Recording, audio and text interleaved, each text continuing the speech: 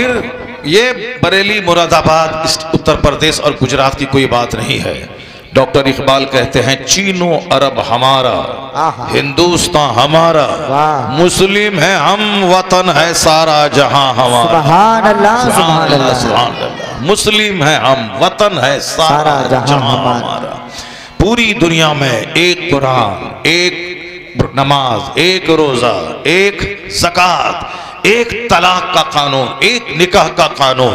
पूरी दुनिया में अमेरिका वालों के लिए वही नमाज, इंडिया वालों के लिए वही नमाज। और पूरी दुनिया के लोग हज के मौके पर हरमैन तैयबैन आते हैं, अरफात के मैदान में हज करने आते हैं। सबकी जबान पे एक नारा है, लब्बैक अल्लाहुम्मा लब्बैक, लब्बैक ला शरीक लक लब्बैक, इन्नल हम्दा व निअमत लक वल मुल्क ला शरीक लक।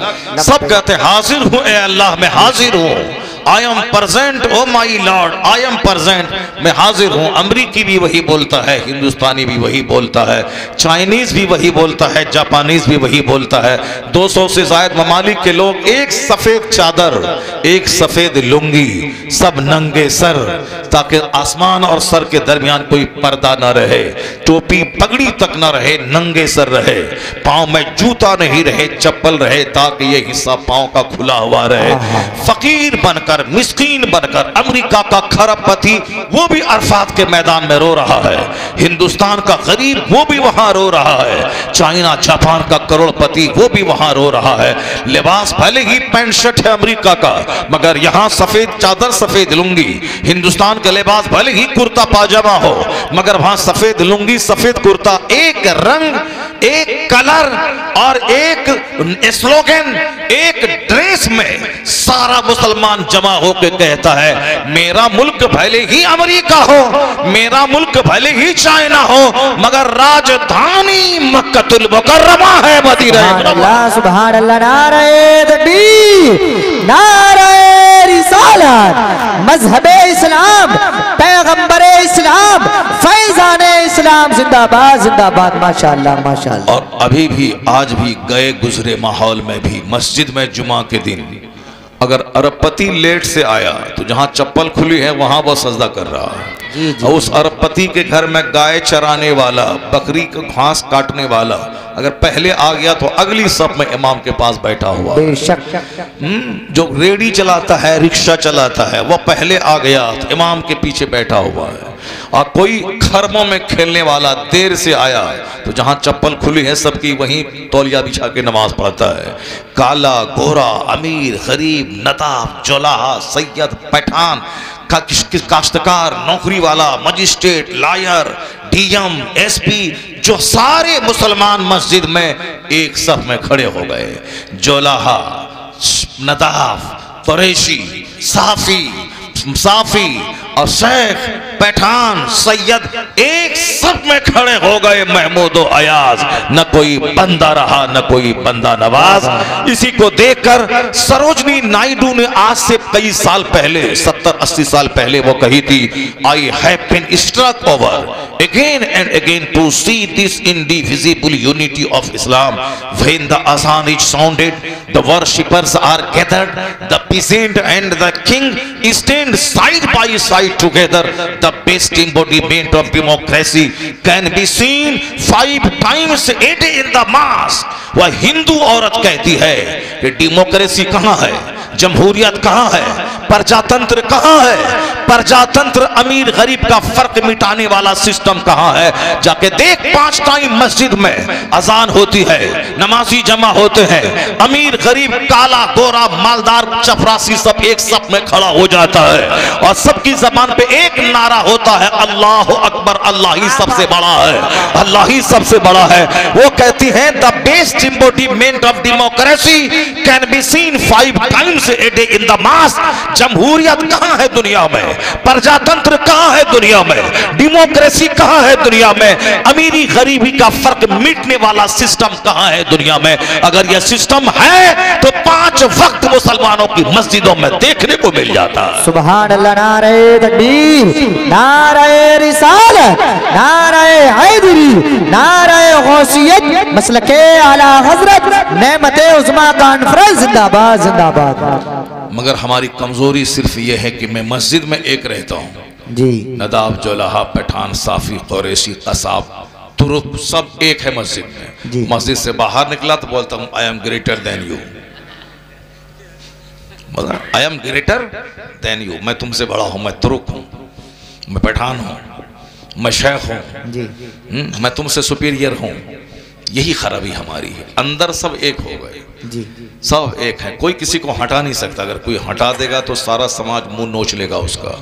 चूंकि मस्जिद में जो पहले जहां बैठ जाए वही उसकी जगह है, बेशक बेशक, कोई नहीं हटा सकता है, अरबपति भी नहीं। वो अपने मन से हट जाए, जगह दे दे, या अखलाक है उसका जी। लेकिन कोई हटा नहीं सकता है। मस्जिद में जहां जो बैठ गया वही उसकी जगह है। तो जो सिस्टम मस्जिद के अंदर है, अगर वही सिस्टम मस्जिद से बाहर भी हो तो इस धरती का सबसे खूबसूरत समाज मुसलमानों का समाज। बहुत अच्छा इशारा है, माशाअल्लाह माशाअल्लाह माशाअल्लाह। मुसलमानों का समाज, सबसे खूबसूरत समाज मुसलमानों का समाज है यहाँ। मगर आज बदसूरत हैं हम, जो कि मस्जिद में एक है, मस्जिद से बाहर आपस में लड़ते हैं। सच्चाई, लड़ते हैं कि अंसारी कोई उठा है तो वोट नहीं देंगे उसको, कोई तुरुक उठ गया है तो शेख बोलता है हम उसको वोट नहीं देंगे, कोई सैयद उठ गया तो पठान बोलता हम उसको वोट नहीं देंगे, कोई पठान उठा तो बोलता वो पठान है, खान है, उसको वोट नहीं देंगे। यानी मस्जिद से बाहर खान पठान करना शुरू करता है। मस्जिद से बाहर नदाफ, अंसारी, जोलाहा, कुरैशी बिरादरी की बातें करने लगता है। जो बातें दूसरों के यहाँ थी, ये शूद्र है, ये दलित है, ये हरिजन है, ये साहब गिरा हुआ कोटा का आदमी है, कोई बरहमन उसको पानी पीने नहीं देगा, ये सारी बातें दूसरे के यहाँ थी। लेकिन आज वो सारी बातें मुसलमानों के अंदर आ गए। लड़का कैसा बदतमीज लड़का है, क्या करने आया है, क्या करने आया? बड़ा मसला है। बाप सोया हुआ है और बच्चा आगे लड़ाई कर रहा है।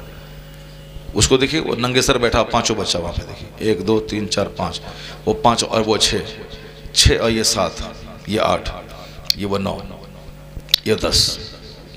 बैलून के पीछे मुंह छुपा रहा है उधर। ये 10 बच्चे इससे नंगे पाँव, नंगे सर सोए हुए।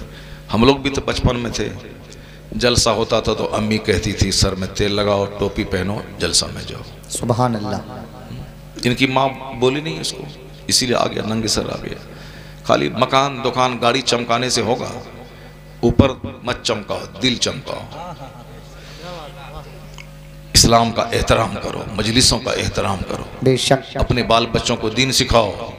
अगर दीन नहीं सिखाया, 1000 बीघा जमीन दिया, सबको बेच के शराब पी लेगा ये। और अगर दीन सिखा दिया, 1 टका नहीं दिया, तो यहाँ भी मेहनत से पैसा कमा लेगा, मरने के बाद जन्नत चला जाएगा। बेशक बेशक बेशक। और अगर बगैर दीन सिखलाए उसको 10 बीघा जमीन दिया, तो 10 बीघा जमीन बेच करके वह चोर और डकैत बन जाएगा, शराबी बन जाएगा। सच्चाई। इसलिए अपने बाल बच्चों को जमीन मकान मत दो, उसको डिसिप्लिन सिखाओ, उसको इल्म सिखाओ, उसको अदब सिखाओ। राजनीति छोड़ दो, अखिलेश जीते कि मायावती जीते कि पंडित जी जीते, सिर्फ बच्चों को पढ़ाओ। मेरा बच्चा डीएम बने, एसपी बने, मास्टर बने, टीचर बने, प्रोफेसर बने, पुलिस में जाए, बीएसएफ में जाए, साहब सीआरपीएफ में जाए। मेरे बच्चे सिर्फ पढ़ें, सिर्फ पढ़ें, सिर्फ पढ़ें, राजनीति छोड़ दें उन लोगों के लिए। अब कांग्रेस बीजेपी दोनों लड़ लड़ के मर जाएगी। अगर मुसलमान राजनीति छोड़ दिया, ये सारी पार्टियां आपस में लड़ के मर जाएंगी, पूरे देश का रखवाला मुसलमान बन जाएगा। लेकिन चूंकि अभी हमारा सारा बच्चा जाहिल है, गुटखाखोर है, शराब पीता है, लाठी लठेत है, पढ़ता नहीं है। मास्टर वही लोग हैं, टीचर वही लोग हैं, प्रोफेसर वही लोग हैं, इंजीनियर वही लोग हैं, डीएसपी वही लोग हैं। तुम बनो, अपने बच्चों को डीएसपी बनाओ, मुल्क हिंदुस्तान का सच्चा शहरी बना के अच्छा खादिम बनाओ। नेता तो आज जीता है, कल हारेगा तो फिर गली में कोई पूछेगा नहीं उसको। लेकिन जब तुम डीएम बन जाओगे तो तेरा बेटा 40 साल तक एक डिस्ट्रिक्ट का मालिक बन के रहेगा। बेशक। नेता इस बार हारने दीजिए ना, हारेगा तो बस कहाँ जाएगा, कौन किसी को पूछने वाला नहीं होगा, गली में घूमेगा, कोई पूछने वाला नहीं होगा। जब तक वोट है, जीता है, तब तक है बाबू साहब फॉर्चूनर पे घूम रहे हैं, और जहाँ इलेक्शन हारा सड़क पे आ गए। और जो इतना माल हराम कमाया है 2-4-5 साल में, वो 2-4 साल में ख़त्म हो जाएगा, फिर बीड़ी पीने के लिए दूसरों के सामने भीख मांगेगा वो। लेकिन बच्चा अगर आपका प्रोफेसर बन गया कॉलेज का, तो 40-30 साल तक राजा बन के रहेगा। मास्टर बन गया तो कोई भी सीएम बने, अखिलेश बने कि पंडित जी बने, उसको मास्टर है, स्कूल जाना है, पढ़ाना है, 40,000 महीना कमाना है, आराम से रहना है। किसी हुकूमत रहे या जाए, 40 साल के बाद ही वो रिटायर करेगा वो। इसलिए सिर्फ एजुकेशन, सिर्फ शिक्षा, राजनीति करना छोड़ दें। राजनीति करे वालों, बोले तुम राजनीति करो, हमारे पास आओ, हम वोट दे देंगे, तुम जीत जाना। हमको सिर्फ बच्चों को पढ़ाना है, डीएम बनाना है, एसपी बनाना है, कलेक्टर बनाना है, डॉक्टर बनाना है, बैरिस्टर बनाना है, लॉयर बनाना है, और साहब बड़े बड़े ओहदे पे बच्चों को देना है, ताकि वो बच्चा समाज की, मुल्क की, वतन की सेवा करे और अपने बाप दादा के नाम को ऊंचा करे, मुल्क को भी ऊंचा करे, और उनको देखने के बाद मजहब को भी दूसरा आदमी सम्मान दे। और बोले जब डीएम बन के 5 टाइम का नमाजी है तो हमें भी 5 टाइम का नमाजी बनना चाहिए। तो फिर जो काम मौलवी के भाषण से नहीं होगा वह काम डीएम के दफ्तर से हो जाएगा। वह काम डीएम के दफ्तर से होगा, वह डीएम रहेगा बाद में, मुस्तफा का गुलाम पहले रहेगा। इसलिए जो काम मदरसे से नहीं होगा वह काम डीएम एसपी के दफ्तर से होगा। स्कूल का टीचर अपने बच्चों को पढ़ाते पढ़ाते अगर वह मुस्तफा की सच्ची मोहब्बत उसके दिल में डाल दिया तो जो काम मौलवी नहीं किया मोहल्ले में, वह काम एक टीचर स्कूल में कर गया कि अपने बच्चों को आशिक रसूल बना गया। जो किसी लड़की को दिल देने वाला था वो लड़का मुस्तफा को दिल देके आशिक मुस्तफा बन गया। सुभान अल्लाह, माशाअल्लाह, माशाअल्लाह, माशाअल्लाह। अच्छी नीयत रहे, अल्लाह आज इज्जत देने को तैयार है। हमारे बाप दादाओं को इज्जत दी, हमारे पूर्वजों को अल्लाह ने इज्जत दी, अरब से निकले पूरी दुनिया पे छा गए। स्पेन पे उन्होंने हुकूमत की, ईरान में मजूसी की सल्तनत थी, अल्लाह ने मुस्तफ़ा के गुलामों को पूरा ईरान दे दिया। पूरी दुनिया पे इस्लामी शासन, हिंदुस्तान में 1000 साल तक कलमा पढ़ने वालों को अल्लाह ने इज्जत दी, उनके हाथ में हिंदुस्तान की बागडोर रही। उन लोगों ने हिंदुस्तान को सींचा संवारा। अगर नहीं कोई बोले ऐसा नहीं है, मैं कहूँगा कुतुब मीनार कौन बनाया है बोलो, लाल किला कौन बनाया है बोलो, ताजमहल कौन बनाया है बोलो। अमेरिका का प्रेसिडेंट यहाँ शौचालय देखने नहीं आता है, ताजमहल देखने आता है। और ताजमहल हर साल करोड़ों रुपए हिंदुस्तान के खजाने को देता है। इसका मतलब है कि वह लोग लुटेरे नहीं थे, वह हिंदुस्तान का माल हिंदुस्तान के लिए ही लगा दिया, ताकि जब तक ये ताजमहल रहेगा हिंदुस्तान का खजाना मालामाल होता रहेगा। ये मतलब बातें मैंने बीच में कह दिया आपको, ये सब बातें बोलने की नहीं है, वरना मैं सिर्फ आपसे कहना सम्मान चाहिए तो शिक्षा, एजुकेशन, तालीम सिर्फ स्कूल की तालीम नहीं। अगर सिर्फ स्कूल की तालीम जिसकी वकालत दूसरे लोग कर रहे हैं, अगर सिर्फ स्कूल की शिक्षा हुई तो आज जितने भी चोर और डकैत हैं वो मदरसे का नहीं, सब कॉलेज का पढ़ा हुआ है। जितने भी घोटाले में लोग पड़े हैं, चीनी घोटाला, ताबूत घोटाला, यूरिया घोटाला, कोयला घोटाला, या हमारे बिहार का चारा घोटाला, वो सारे घोटाले में जाहिल नहीं, ग्रेजुएट, लॉयर, पढ़े लिखे लोग उसमें मुलविस हैं। पढ़े लिखे लोग मुलविस हैं। ये सारे पढ़े लिखे स्कूल कॉलेज के लोग हैं जो हिंदुस्तान को खोखला कर रहे हैं। चीनी घोटाला, यूरिया घोटाला, ताबूत घोटाला, साहब हिंदुस्तान की मईशत को कमजोर कर रहे हैं। ये सब स्कूल कॉलेज के पढ़े हुए हैं। और आज दिल्ली में जितना होटल है सब में ज़िनाकारी हो रही है। ये सब मेडिकल कॉलेज में पढ़ने वाली लड़कियां हैं जो कीमती पर्स, जो कीमती मोबाइल, कीमती लैपटॉप रखने के लिए पैसा चाहिए। बाप तो है भिखारी, अब उसको शौक है कि मेरे पास रहे 1.5 लाख का आईफोन, तो कहां से आएगा। तो वो एक लाइन बनी हुई, होटल अटेंड करना है, मालदारों के बिस्तर को गर्म करना है और एक रात के बदले में 10,000 20,000 लेना है। जहां महीने में 10 रात बिस्तर पे गर्म किया, अपना भी मजा लिया और 1 लाख टका मिल गया। उसी से है वो महंगा जींस, महंगा टी शर्ट, वो महंगा फोन, महंगा मेकअप, वो साहब महंगा महंगा महंगा चप्पल। ये सारा तमाशा मुझे कल बताया किसी ने कि रामपुर के अक्सर होटल में ये काला धंधा हो रहा है। मैंने कहा था कि मुझको होटल में ठहराओ, दिन भर आराम करेंगे। कहा अरे बाप मत रहिए आप, उसमें काला धंधा हो रहा है। स्कूल कॉलेज के, मेडिकल कॉलेज में पढ़ने वाली हैं, ग्रेजुएशन में जो पढ़ रही हैं, जो गांव देहात से चल के हॉस्टल में रह रही हैं, जिसको वो लग्जरियस आरामदेह जिंदगी गुजारने की तमन्ना है, तो ये सब कौन है? स्कूल कॉलेज के पढ़े हुए लोग और पढ़ने वाले लोग ज़िनाकारी में और भ्रष्टाचार में लिप्त हैं।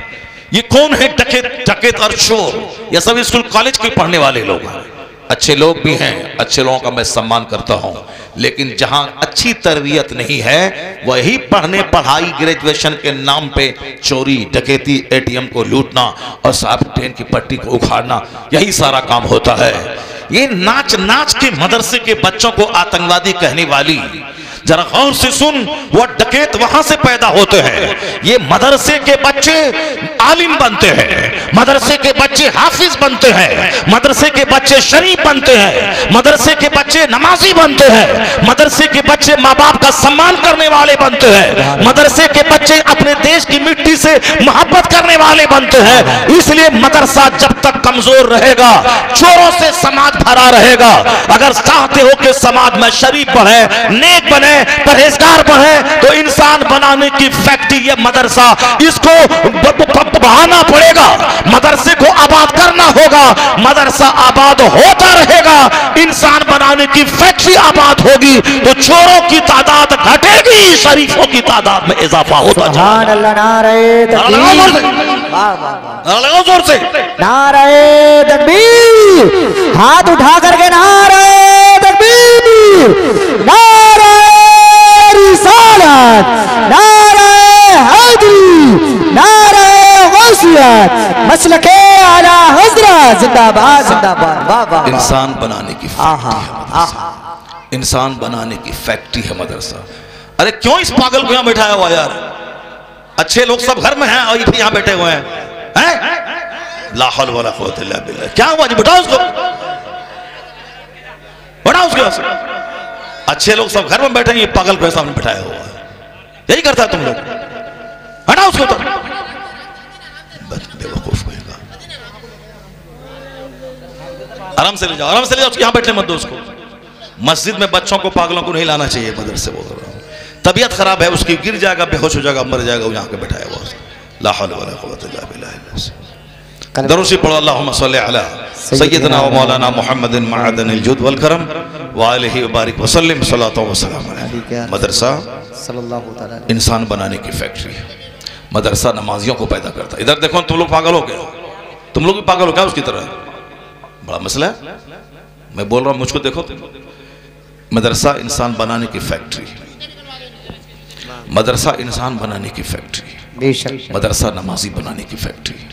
मदरसा शुरू दिन से ही बच्चों की घुट्टी में पिलाता है कि झूठ बोलना हराम है जी, शराब पीना हराम है, चोरी करना हराम है, ज़िना करना हराम है, माँ बाप को तकलीफ देना हराम है, पड़ोसी को सताना हराम है, दूसरों की एक बालिश्त ज़मीन हड़प के खाना हराम है, जुआ खेलना हराम है, दूसरों की बहू बेटी पे बुरी निगाह डालना हराम है। शुरू दिन से नमाज पढ़ना फ़र्ज़ आज़म है। इस्लाम क्या कहता है? जब बच्चा तेरा 7 साल का हो, उसको नमाज का आदेश दे। मुरू औलादकुम बिस्सलात वहुम अबनाउ सब'i सनीन। जब तेरे बच्चे की उम्र 7 साल हो, उसे नमाज का आदेश दे। वदरिबुहुम अलैहा वहुम अबनाउ अश्र सनीन। जब तेरे बच्चे की उम्र 10 साल हो, उसे मार के नमाजी बना दे। और जब नमाजी बने, उसका बिस्तर अलग कर दे, ताकि एक साथ 10 साल की उम्र का बच्चा कोई एक साथ बिस्तर पे न सोए। ये जो औरतें औरतों से गलत काम करवा रही हैं, मर्द मर्द से जो इग़लामबाजी कर रहे हैं, ये सिर्फ एक साथ सोने की वजह से, एक साथ बिस्तर पे। हुजूर ने क्या कहा? सबसे बड़े रिफॉर्मर, दुनिया के सबसे महानतम इंसान, जिसके बारे में अमेरिका का यूरोप का दानिश्वर, अमेरिका का दानिश्वर कहता, I can not find any other man in history like Mohammad. मैं पूरे मानव इतिहास में मुस्तफा का जवाब नहीं पाता हूं। इसी को आला हजरत कहते हैं। कोई थिंकर, कोई प्रोफेसर बड़ा नहीं, सबसे आला व औला हमारा नबी, सबसे बाला व वाला हमारा नबी। सारे ऊंचों में ऊंचा समझिए जिसे, है उस ऊंचे से ऊंचा हमारा नबी। सारे अच्छों में अच्छा समझिए जिसे, है उस अच्छे से अच्छा हमारा नबी। इस हिंदुस्तान का एक बहुत बड़ा दानिश्वर कहता है कि he was the only man, America का दानिश्वर, he was the only man in history who became supreme supremely successful on both levels, religious and secular. इंसानी तारीख का तनहा इंसान मोहम्मद अरबी है जो सबसे ज्यादा कामयाब तरीन शख्स हुआ। और इस हिंदुस्तान का एक ब्राह्मण हिंदू ब्राह्मण कहता है the personality of Mohammad it is most difficult to get into the whole truth of it. वो कहता है कि एक लाजवाब पर्सनैलिटी जिसकी तह में उतरना मुश्किल है, वो लाजवाब पर्सनैलिटी का मालिक मोहम्मद अरबी अलैहि सलाम। सुभान अल्लाह, सुभान अल्लाह। मुस्तफा की सारी बात लाजवाब, मुस्तफा का सारा फरमान लाजवाब, हुजूर के सारे इरशादात लाजवाब। आका अलैहिस्सलाम ने जो कुछ कहा उसका कोई जवाब नहीं है। इसलिए आज मुसलमान पे सबसे बड़ा फर्ज यह है कि अपने नबी को पढ़े, अपने नबी की सीरत का मुताला करे, आका अलैहिस्सलाम की गाइडलाइंस को पढ़े, हुजूर के मार्गदर्शन को पढ़े। इसीलिए तो कॉन्फ्रेंस होती है, नयारे हबीब कॉन्फ्रेंस, निज़ाम मुस्तफ़ा कॉन्फ्रेंस, महबूब खुदा कॉन्फ्रेंस, सरकार दो आलम कॉन्फ्रेंस इसीलिए होती है ताकि इस्लाम के पैगंबर को लोग पढ़ें। और जिस दिन मुस्तफ़ा की सीरत का मुताला कर लिया और उनका फॉलोवर बन गया, यहां भी इज्जतों का ताज मिलेगा, मरेगा तो मुस्तफ़ा की शफाअत से जन्नत में।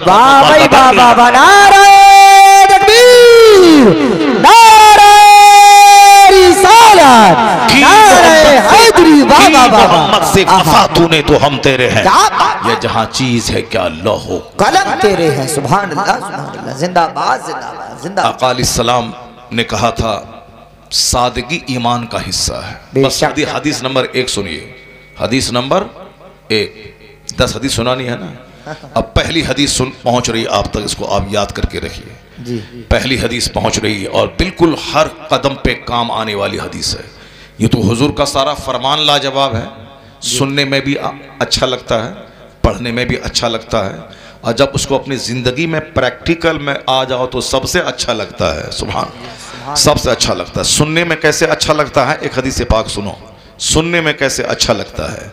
हुजूर फरमाते हैं इन्नल्लाह करह लकुम सलासा क़ील वक़ाल कसरतस सवाल इज़ा अतल माल। बताओ किस कदर, कितना ज़बरदस्त सरकार, एक मेलोडियस, एक लगता है कि मौसीकियत आ रही है सुनने में, जो एक तसलसल है अल्फाज और जुमले का जो हुस्न है, उसको पढ़ते रहिए, सुनते रहिए। इस तरह से बुखारी, मुस्लिम, तिरमिज़ी, नसई, अबू दाऊद हदीस की बेशुमार किताबों में इसी तरह के जुमले मिलेंगे। ये वो लोग जो अदीब लोग हैं, जो पढ़े लिखे लोग हैं, जो अरबी ज़बान के माहिर एक्सपर्ट हैं, वह लोग जानते हैं कि किस कदर हदीस में हुस्न है। जैसे कुरान शरीफ अल्लाह का कलाम है, उसमें भी कितना हुस्न है, जरा देखिए कितना हुस्न है। अल्लाह क्या फरमाता है, वल आदियात दबहन फलमूरियात कदहन फलमुगीरात सुबहन फअसरन बिही नक़अन फवसतन बिही जमअन। जरा देखिए क्या है ये, 1,00,000 मानी उसमें पोशीदा है। दबहन, कदहन, सुबहन, ये ऐसा लगता है कि पढ़ो तो पढ़ते चले जाओ, पढ़ते चले जाओ। वन्नाज़िआत नज़अ वन्नाशितात नश्ता, पढ़ते जाएं, आप दम बखुद रहेंगे। चूंकि आप कुरान पढ़ते नहीं हैं, दिमाग रहता नहीं है, इसीलिए आपको उलझन मालूम होती है। तिलावत लंबी हुई तो उलझन लगती है, लेकिन जिस दिन इसके हुस्न को आप समझ लेंगे, दुनिया का कोई कलाम आपको अच्छा नहीं लगेगा। अजान रोजाना 5 टाइम सुनते हैं, और जब से पैदा हुए उस दिन से सुनते हैं आप, और जब से होश आपको आया तब से गौर करते हैं आप। 80 साल का बूढ़ा 5 साल माइनस कर दें, 5 साल के बाद से ये सुन रहा है, लेकिन आज भी कोई अच्छी आवाज का मालिक मौज़िन अगर अजान देता है, तो जो जुमला 80 साल से 5 टाइम सुनते हुए बंदा आ रहा है, अगर अच्छी आवाज में अजान देता है तो बढ़ता हुआ कदम रुक जाता है, बढ़ता हुआ कदम रुक जाता है।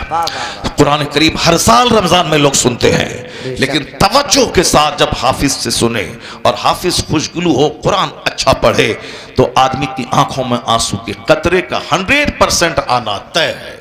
क्योंकि कुरान है ही वो कलाम जिसके सुनने के बाद बंदा कहा नहीं मारता है, आंख अश्कबार हो जाती है, चमड़े नरम पड़ जाते हैं, रोंगटे खड़े हो जाते हैं, आंखें भीग जाती हैं। वो कलाम है कुरान। अगर पढ़ के तो देखें, आप पढ़ेंगे तो अल क़ारिअतु मल क़ारिअह वमा अदराक मल क़ारिअह जरा पढ़ के देखें कितना हुस्न है उसमें। उसका जब मीनिंग जानेंगे तो आप दम बखुद रह जाएंगे। अम्मा यतसाअलून अनिन नबाइल अज़ीम अल्लज़ीना हुम फ़ीहि मुख्तलिफ़ून कल्ला सयअलमून सुम्मा कल्ला सयअलमून अलम नजअलिल अर्द मिहादा वल जिबाल औतादा। आप इसका मीनिंग पढ़ेंगे तो परेशान हो जाएंगे। मौला अली कहते हैं इतना इल्म अल्लाह ने मुझको दिया है कि मैं सूरे फातिहा की तफसीर में इतनी किताबें लिख दूं कि 70 ऊंटों की पीठ बोझल हो जाए। अल्लाहु अकबर, अल्लाहु अकबर। सूरे फातिहा जो एक 7 आयतों पर मुश्तमल एक सूरत है जो हर नमाज में हर रकत में पढ़ी जाती है। हजरत मौला अली कहते हैं इसके मानी मतालिब तशरीह तौज़ीह एक्सप्लेनेशन इसकी कमेंट्री मैं इतनी किताबें मैं लिख दूं कि 70 ऊंटों की पीठ किताबों से बोझल हो जाए जी। अल्लाह उसमें ये कौन बोलते हैं? वो अली जिसके बारे में हुजूर ने कहा था अना मदीनतुल इल्म व अलीजुन बाबुहा, मैं इल्म का शहर हूं, अली उस शहर का दरवाजा है। बेशक बेशक। I am city of knowledge and Ali is the door of it. मैं इल्म का शहर हूं और अली उस शहर का दरवाजा है। सिर्फ कुरान रटने का कोई बहुत बड़ा कमाल नहीं, इतना है कि वो कुरान पाक सीने में याद कर लिया बस। इसके आगे जितनी फजीलतें हैं वो सारी फजीलतें कुरान पढ़ने की नहीं, कुरान समझने और कुरान पर अमल करने की फजीलत है। बेशक। हदीस में आया है मन कर अल कुरान वो अमील बिमा फी, जो कुरान पढ़ा उस पर अमल किया, जो कुछ कुरान में है उस पर अमल किया। फअहल्ला हलालहु व हर्रमा हरामहु, कुरान में जो चीज हलाल है उसको हलाल जाना, जो हराम है उसको हराम समझा। तब आया है आगे के उल बेसवालिदा होता जै यौमल क़यामा ज़ौहु अहसनु मिन ज़ौइ शम्स फी बयूतिकुम दुनिया। उनके माँ बाप को वो ताज पहनाया जाएगा जिस ताज की चमक के सामने सूरज की रोशनी फीकी पड़ जाएगी। ये किनको? जो कुरान पढ़ा समझा उस पर अमल किया, खाली अखबार की तरह रट नहीं लिया। This is boy, this is cat, this is dog, this is elephant, this is rat, this is rat क्या रैट, दिस इज एलिफेंट क्या एलिफेंट, दिस इज बॉय क्या ही इज बॉय। जब तक वो मीनिंग नहीं जानेगा कि ही इज बॉय वो एक लड़का है, दिस इज कैट यह एक बिल्ली है, दैट इज रैट वो एक चूहा है, जब तक वो नहीं जाएगा तो दिस इज रैट और कैट करने से कुछ नहीं मिलेगा। जब तक कि वो उसका मीनिंग नहीं जाने, सिर्फ खाली हाफिज बनने का कोई फायदा नहीं। आला हजरत ने अपने दोनों बेटे मुफ्ती आजम हिंद और हुज्जतुल इस्लाम को हाफिज नहीं बनाया, उनको आलिम बनाया, हुज्जतुल इस्लाम बनाया। मुफ्ती आजम हिंद ने अपनी 5 बेटी में किसी को हाफिजा नहीं बनाया। हुज्जतुल इस्लाम अपने बेटे मुहद्दिस मुफस्सिर आजम हिंद ताजुश शरिया के बाप को हाफिज नहीं बनाया। हुजूर मुफस्सिर आजम हिंद ने ताजुश शरिया को पहले हाफिज नहीं बनाया, वो तो बुढ़ापे में अपनी मेहनत से अभी हाफिज बने, वो इंतकाल से कुछ दिन पहले। इसका मतलब यह निकला कि ये जो हाफिज बनाने की रीति हर समाज में चल पड़ी है, ये जहालत के फरोग देने की नीति है, यह इलिटरेसी बढ़ाने की नीति है। ये जहालत इससे बढ़ेगी, आलिमों की तादाद घटेगी और कयामत की निशानी है ये। आखिर जमाने में लोग कुरान पढ़ेंगे और हल्के से नीचे नहीं उतरेगा, हल्के से नीचे नहीं उतरेगा। इसलिए हाफिज बनाने में कोई उतना बड़ा कमाल नहीं है। इतना ही कि आप कुरान पाक देख के पढ़ते अल्हम्दुलिल्लाह रब्बिल आलमीन अर्रहमानिर रहीम, और वह आंख बंद करके पढ़ता अल्हम्दुलिल्लाह रब्बिल आलमीन अर्रहमानिर रहीम। आप में उसमें और बाकी कोई फर्क नहीं है। आप देख के पढ़ते हो और वह बिन देख के पढ़ता है, बस इसके अलावा कोई फर्क नहीं है। आप पढ़ते हो तबारकल्लज़ी बियदिहिल मुल्क व हुवा अला कुल्लि शैइन क़दीर अल्लज़ी खलक़ल मौत वल हयात लियब्लुवकुम अय्युकुम अहसनु अमला व हुवल अज़ीज़ुल गफ़ूर अल्लज़ी खलक़ सबअ समावातिन तिबाक़ा। तुम पढ़ते हो देख करके डेली सूरह मुल्क की आयत, इस सूरत अजाब कब्र से नजात देने वाली है, डेली पढ़ना है। सूरह वाक़िया जो पढ़ेगा उसको कभी फाका करीबी नहीं आएगी। जो सूरह दुखान पढ़ेगा 70,000 फरिश्ते उसके लिए सुबह सवेरे उठेगा तो बख्शिश की दुआ करेगा। जो सूरह यासीन डेली पढ़ेगा मरेगा तो शहादत की मौत मरेगा, बहुत सारे बूढ़े हमारे गांव समाज के हैं जो रोजाना सोने से पहले सूरह यासीन पढ़ते हैं, सूरह दुखान पढ़ते हैं, सूरह मुजम्मिल पढ़ते हैं, सूरह मुल्क पढ़ते हैं। तो आप ऐसे देख के पढ़ते हो पाकिस्तानी पंज सूरा में, हिंदुस्तानी पंज सूरा में, और ये हाफिज उसी को रट के पढ़ता है। और क्या फर्क है? इसके अलावा और कोई फर्क नहीं है।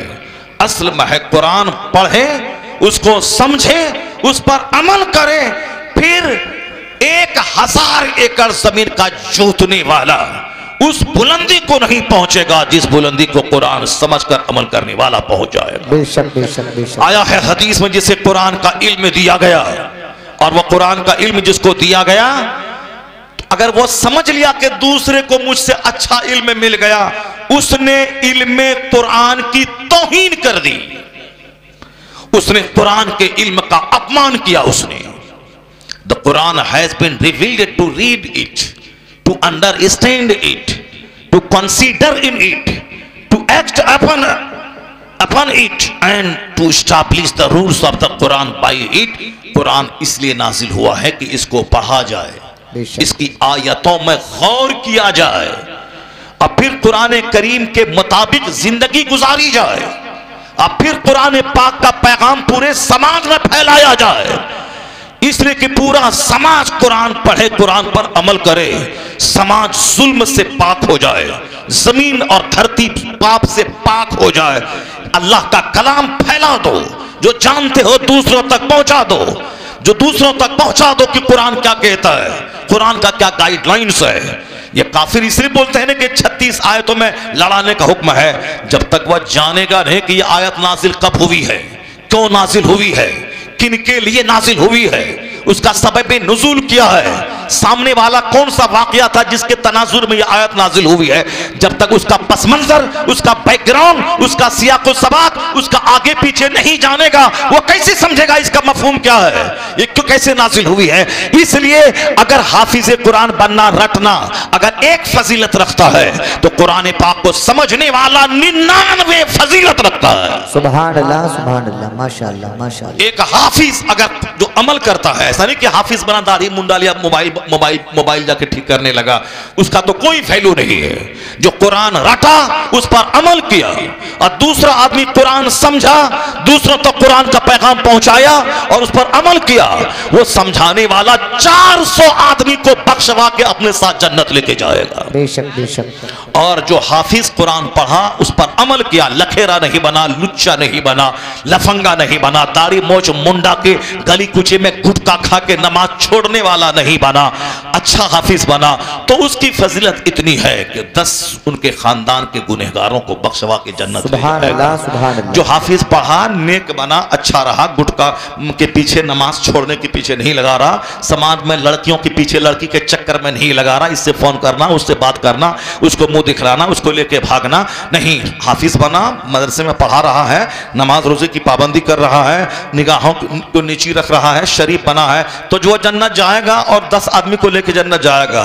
मगर एक आलिम अगर कुरान पढ़ा, समझा, दूसरों को पहुंचाया, अपने खानदान के 400 लोगों की बख्शिश कर वक्त ले जाएगा। सुभान अल्लाह, सुभान अल्लाह। आलिम अगर रास्ते से गुजरता है तो दरख्त के पत्ते उसके लिए दुआ करते हैं, समंदर की मछलियां उसके लिए दुआ करती हैं, वहां तक के सुराखों की चूटियां उसके लिए दुआ करती है। हदीस में आया है, यस्तगफिर लहू मा फिस समावाति वल अर्द हत्ता नमलत फी जुहरिहा व हत्तल हूत फिल मा ला युसल्लून अला मुअल्लिमिन नासिल खैर।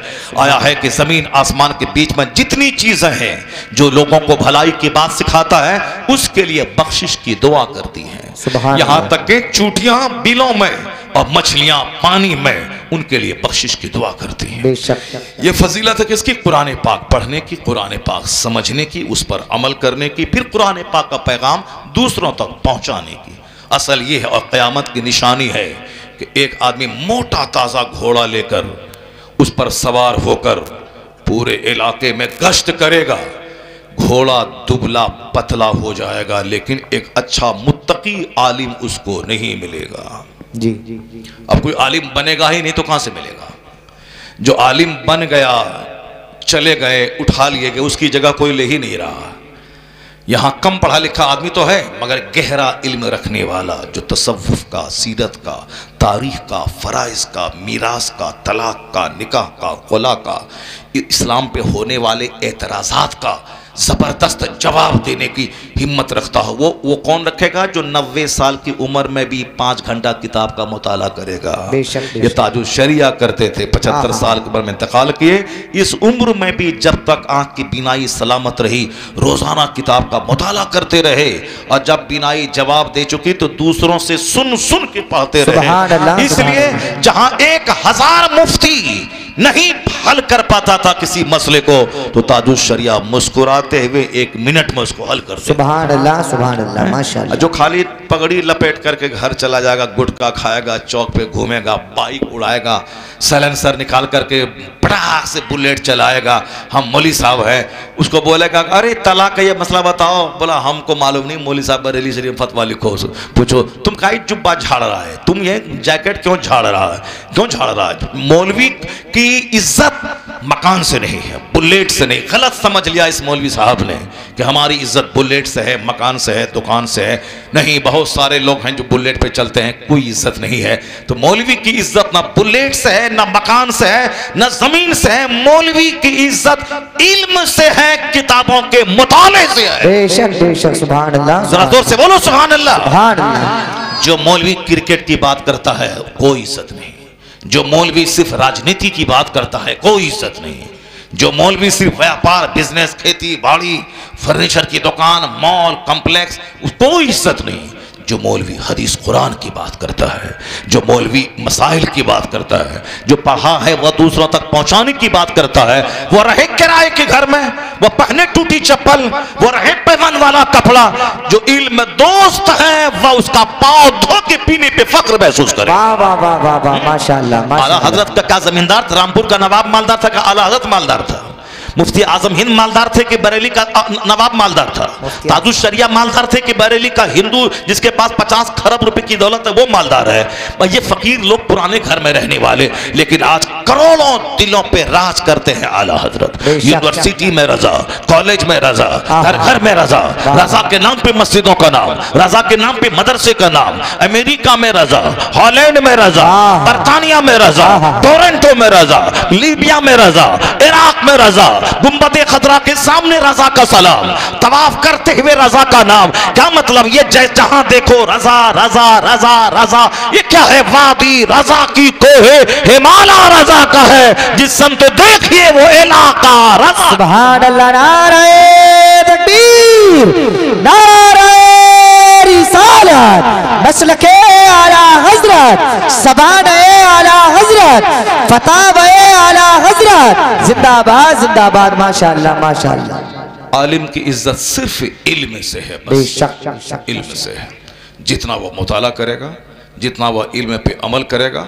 अगर एक गांव में 50 मौलवी है, अरबपति का बेटा रहे, खरबपति का बेटा रहे, अगर वह सिर्फ किताब रीडिंग देने वाला मौलवी है, समझने वाला नहीं है, और एक मजदूर का बच्चा गरीब है मगर वो किताब का समझने वाला, इल्म की गहराई में गोता लगाने वाला आलिम है, जब कोई मसला आ गया 50 मौलवी रुमाल झाड़ेगा, और वो गरीब का बच्चा अगर गहरा इल्म रखता है वो मसले का जवाब देगा, तो गांव के सारे लोगों का सरदार वही आलिम बन जाएगा। सुभान अल्लाह सुभान। सब बोलेंगे दाढ़ी टोपी झाड़ने वाला, और लंगर खाने वाला, गौसे पाक का तोशा खाने वाला, तीजा खाने वाला, 40वां खाने वाला ढेर है, और इल्म की गहराई में डूबकर इल्म का मोती निकालने वाला कोई होता है। सुभान अल्लाह सुभान अल्लाह। आज भी इल्म बोलता है, इल्म का जादू बोलता है। ऐसा नहीं कि बस जुब्बा झाड़ा, पगड़ी पहने रंगीन, और एक मसला आए तो बस खेल खत्म हो जाए। इल्म इल्म इल्म इल्म, गहरा इल्म, छोटा मोटा इल्म। जैसे ABCD पढ़ने वाला स्कूल कॉलेज का है, ये मैट्रिक पास कर गया, अभी 10वीं का परीक्षा हो रहा है ना उत्तर प्रदेश में, परीक्षा हो रहा है। अब कोई गया पास कर गया, 3rd division, 2nd division, 1st division pass कर गया। अंग्रेज़ी में जो बोलना जानता है, जो अंग्रेज़ी लिखना जानता है, जो मैथ जानता है, फिजिक्स केमिस्ट्री जानता है, वो है असल में पढ़ाई। ये खाली गया चोरी करके पास कर गया, डिग्री मैट्रिक पास, असलाहियत 0 है। Degree inter pass, graduation pass, post PG पास, ये पास ही है बस, बाकी काबिलियत नहीं। एक जुमला अंग्रेजी नहीं बोल सकता, कंपटीशन में लड़ नहीं सकता, वहां मुकाबला नहीं कर, जहाँ 1000 लड़के बैठे हैं उसमें ये हार जाएगा। अब जब हारेगा बोलेगा नहीं अबू मुसलमानों को नौकरी नहीं मिलती हिंदुस्तान में, 2 जूता मारे चेहरे पे नौकरी नहीं मिलती है। अभी हिंदुस्तान में 30 डीएम हर साल बनते हैं मुसलमान, मोदी जी के ज़माने में। वो क्या है रे, बोलो तुम ये बोलो कि हमको पढ़ना नहीं आता है, हमको गहरा इल्म नहीं है, हम नहीं जानते हैं। ये क्यों बोलता है कि हिंदू का मुल्क है नौकरी नहीं मिलती है? ऐसे नौकरी मिलेगी तेरे घर में आकर के पंडित जी टिकट दे देंगे, तुम बैठ कंपटीशन में और मुताला कर 17 घंटे 18 घंटे। और जहां 1 लाख बच्चा बैठा है सब पीछे तू आगे रहेगा तो नौकरी कूद के तरह इस्तेकबाल करेगी। मुकाबला के पीरियड है, नहीं यहाँ नहीं जीतेंगे हम। तुम्हारा सीना कमजोर है, तुम्हारा बदन कमजोर है, पहलवान से क्या तू लड़ पाएगा? आज जो रोजाना दंड बैठ की करता है, वो एक्सरसाइज करता है, सीना उसका चौड़ा है, पहलवान है, तो उसका मुकाबला करने के लिए वैसे ही पहलवान बनना पड़ेगा ना। अब ये उसका गुटखा खा करके गाल चिपक गया है। सिर्फ साहब सोच सोच के मकान हो जाए, गाड़ी हो जाए, मॉल हो जाए, ढेर मकान हो जाए, पैसा हो जाए, सोचता है। सोचने से पैसा आता है क्या? सोचने से माल अगर आ जाए तो हम भी बैठ के सोचते हैं कि हमको दौलत मिल जाए, सोने की हांडी खेत से मिल जाए। एक आदमी मर गया, सोने की हांडी उसके खेत से नहीं निकली। मैं इसी इंतजार में रहता था कि आज निकल जाएगी, कल निकल जाएगी, अरबपति बन जाएंगे, सबसे बड़ा मालदार बन जाएंगे। पैसे पैसे को तरस तरस के मर गया, हांडी नहीं निकली। तो हांडी निकलती है कहीं कहीं करोड़ों में, किसी के खेत से, मगर सोच सोच के मर गया। उसी के पड़ोस का एक गरीब घर में पैदा होने वाला, पढ़ा लिखा, मेहनत किया, मुकाबला किया, नौकरी लिया, दारोगा बना, पैसा कमाया, गाड़ी खरीदा, घर बनाया, अच्छा खाया, बच्चों को पढ़ाया। ये हांडी के इंतजार में फकीर हो गया, वह मेहनत करके लड़के मालदार हो गया। पता चला ए मुसलमान मत बोल शिकायत का, औरतों की तरह मत बन। औरतें जुल्म करती हैं, शौहर नाराज हो तो बस वो चारों सामने चित होकर सो जाती है, हम पर जुल्म हुआ है, जबकि जुल्म उसने किया है, शौहर को गाली उसने दिया है। और शौहर नाराज हो गया तो बोलती है कि शौहर मेरा नाराज हो गया, हमको गाली दे, हमको सता रहा है। सताया क्यों? तुमने उनको गाली दी, तुमने उनके सर का बाल नोचा, तुमने उनको बहुत भला बुरा कहा।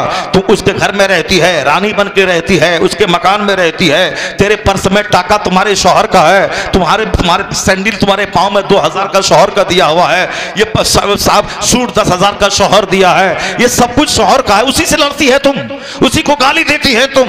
और शौहर अगर नाराज हो गया तो बस अब वो फोन रो रो के घर में फोन करती है, हम क्या करें, नहीं रहेंगे, हम मर जाएंगे, जहर खा लेंगे। जहर खा के मर जाओ।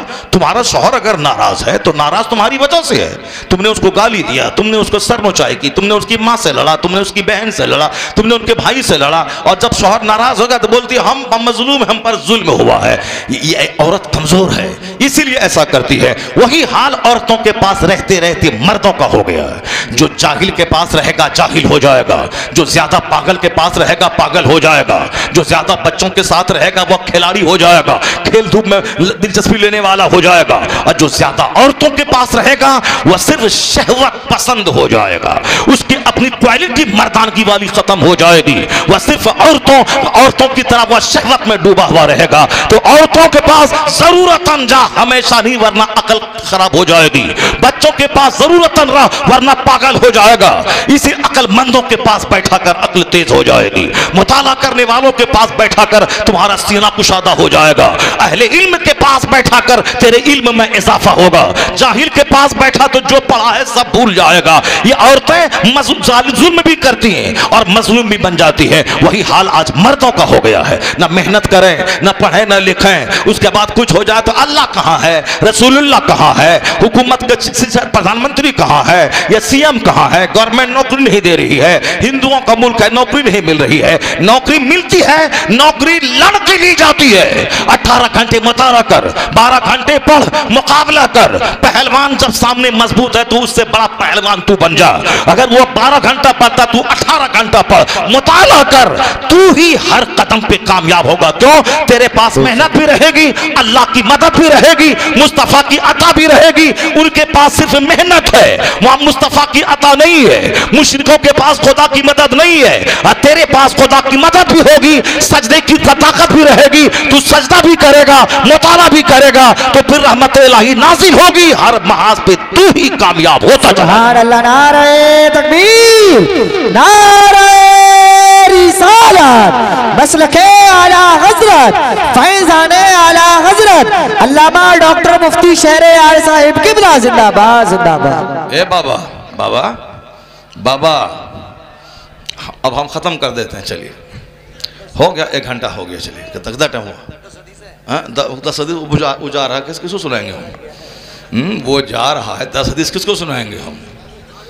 नहीं बताइए, वो जा रहे हैं, कैसे होगा? अल्लाह तबारक व तआला हम सबों को दीनी मजलिसों की कदर की तौफीक अता फरमाए। आमीन आमीन। अल्लाह हम सबों को सेहत तंदुरुस्ती अता फरमाए। आमीन। अल्लाह हमें मुकाबला करने की तौफीक अता फरमाए। आमीन। अल्लाह हमें लड़ झगड़ करके नौकरी लेने की तौफीक अता फरमाए। जिसके पास अल्लाह की मदद होगी और मेहनत होगी, कामयाबी कदम चूमेगी।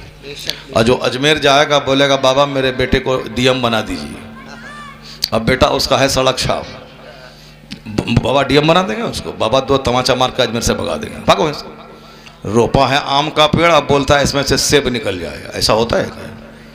आम का पेड़ लगा दें और उसमें से सेब तोड़ें, नहीं होता। अल्लाह की इस दुनिया में नहीं होता है। जैसा दरख्त है वैसा फल होगा।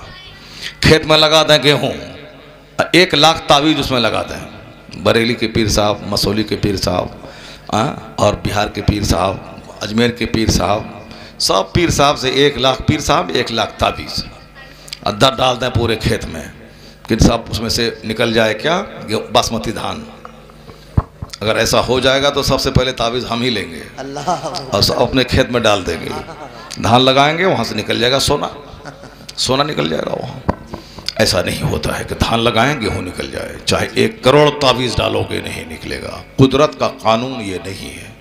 कुदरत का कानून क्या है? जैसी ज़मीन वैसी फसल, जैसा दरख्त वैसा फल, जैसा दरख्त वैसा फल, जैसी ज़मीन वैसी फसल, जैसा इलाका वैसी फसल। सेब मुरादाबाद अमरोहा जोया में नहीं होगा, सेब होगा शिमला में, क्योंकि वहाँ बर्फ़ गिरती है। सेब की खेती होती है कश्मीर में, चूँकि वहाँ बर्फ़ गिरती है। गर्म इलाके में ये सब खेती नहीं होती है सेब की। गर्म इलाके में कहाँ? गुजरात और गोवा। अभी हम गए थे गोवा 15-20 दिन पहले, एसी में थे, जबकि कड़ाके की सर्दी हो रही मुरादाबाद में, बदन हाथ काँप रहा था इधर, मगर वहाँ एसी चला के रहे, कार में एसी और जिसमें होटल में ठहरे वहाँ भी एसी थी।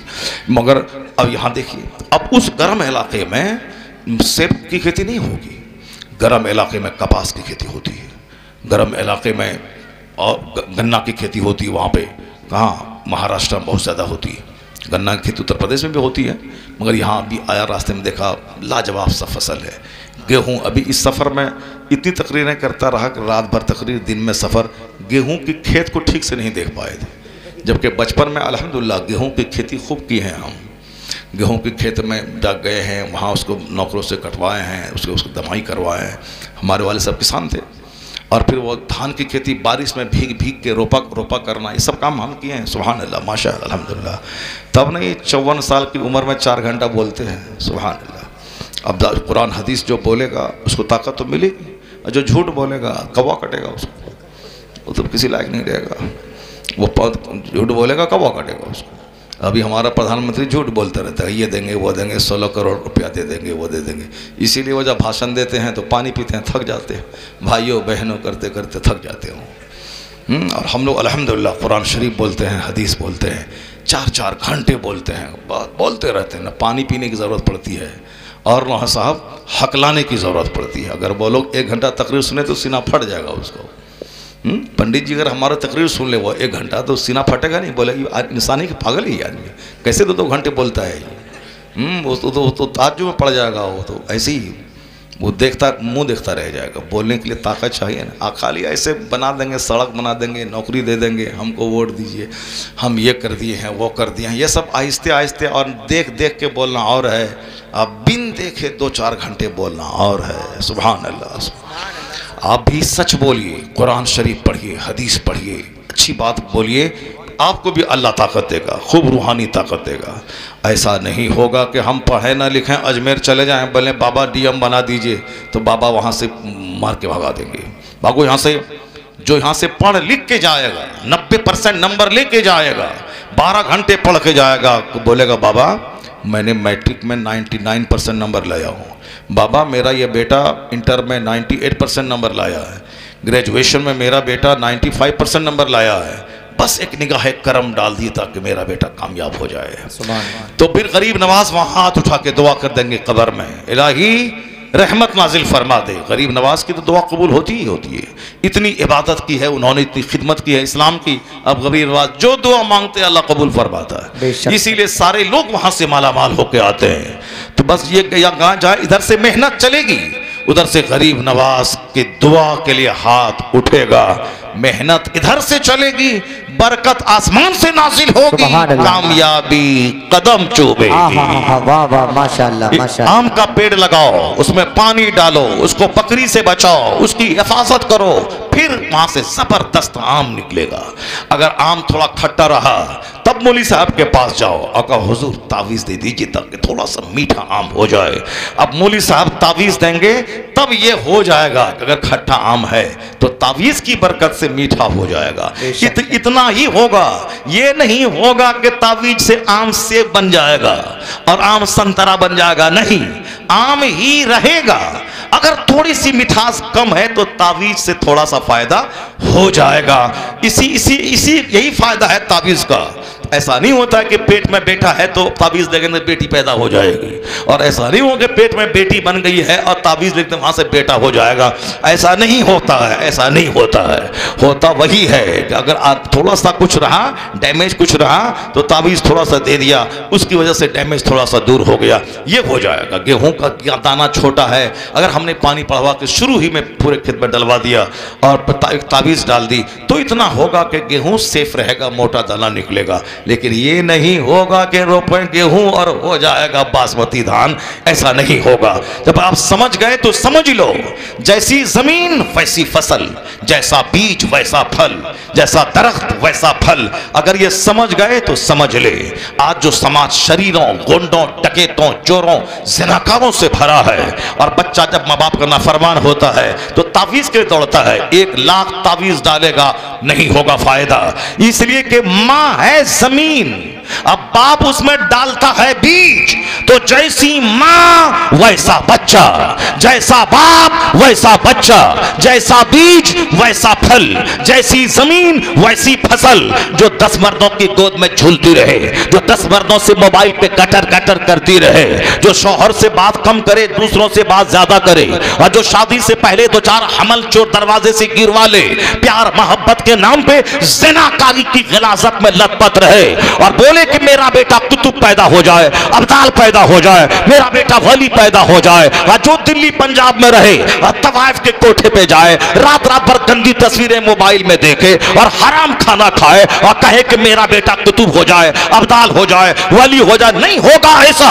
कानून कुदरत है, जब बाप हुए मौला अली जैसा, दिन भर जहाद रात भर सजदा, और माँ हुई फातिमा ज़हरा जैसी, दिन भर बच्चों की खिदमत, शौहर की खिदमत, नमाज फजर, जोहर, असर, मगरिब, और रात में ईशा के बाद नफल के लिए खड़ी हो जाए, एक सजदे में सहर हो जाए। जब माँ हुई फातिमा और बाप हुए अली, तब बेटा वलियों का सरदार, शहीदों का सरदार, जन्नती नौजवानों का सरदार हसन और हुसैन पैदा होता। सुभान अल्लाह, नारे तकबीर, हाथ उठा करके इस्तिकबाल करें, नारे तकबीर, नारे रिसालत, नारे हैदरी। वाह वाह वाह वाह वाह। जैसी जमीन वैसी फसल, जैसा दरख्त वैसा फल, जैसा दरख्त वैसा फल, जैसा दरख्त वैसा फल। बेशक है मेरे भाई, आज हालात इतने खराब हो गए कि बच्चे हमारे हाथों से निकल रहे हैं,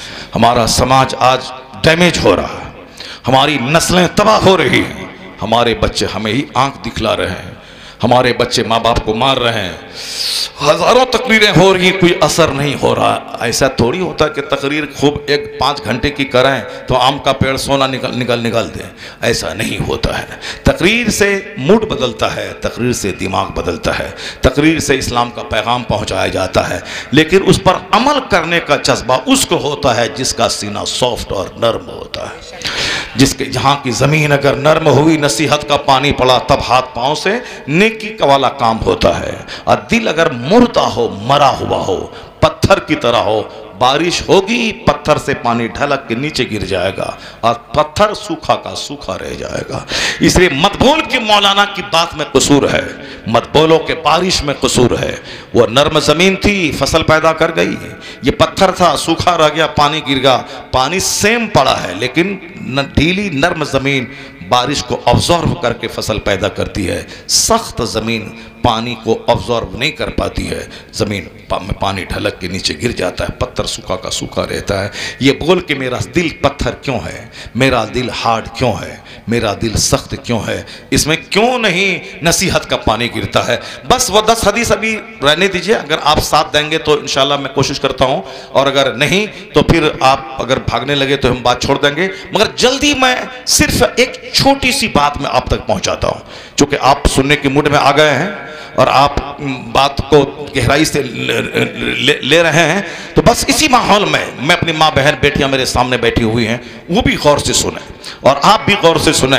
बस सिर्फ एक इस्लाम का एक चैप्टर मैं खोलता हूँ, इस्लाम की हिस्ट्री का एक चैप्टर मैं खोलता हूँ, उस चैप्टर को पढ़ें। उसके बाद अगर आपकी तबीयत रही तो 10 हदीस में सुना दूंगा, अगर आपका की तबीयत नहीं रही तो फिर मैं 10 हदीस में अगले साल आऊँगा तब सुनाऊँगा। क्या कारी साहब है कि नहीं है? पहले एक चैप्टर इस्लाम का सुना देते हैं, अगर उसके बाद भी अगर शौक बाकी रहा तो हमको सुनाने में कोई हर्ज नहीं है। हम तो 4-4 घंटा बोलने वाला पार्टी हैं, हमको तकलीफ नहीं है, मगर आप लोग परेशानी में पड़ जाएंगे, इसीलिए आप लोग परेशानी में ना पड़ें। और एक ही दिन ढेर बात सुन लीजिएगा तो भूला जाइएगा क्या बोला क्या नहीं बोला, इसलिए कम सुनिए ताकि बात याद रहे और दूसरों तक इसको पहुंचाइए कि हजरत ने ये बोला, हजरत ने ये बोला, हजरत ने ये बोला। अपने घर में मिलजुल के खाना खाइए। अपनी कब्र में अकेले जाना है, पुलिसरात पे अकेले पार करना है, जन्नत में जहन्नम में अकेले जाना। वहाँ ना बेटी जाएगा ना बेटा आपका, बेटी जाएगी ना बेटा आपका साथ देगा, कोई नहीं जाएगा। यौम यफिरुल मरउ मिन अखी, डरो उस दिन से जिस दिन भाई भाई से भागेगा। न बीवी साथ देगी, न बेटी साथ देगी, न बेटा साथ देगा, कोई आपका साथ नहीं देगा, अपना अमल साथ देगा।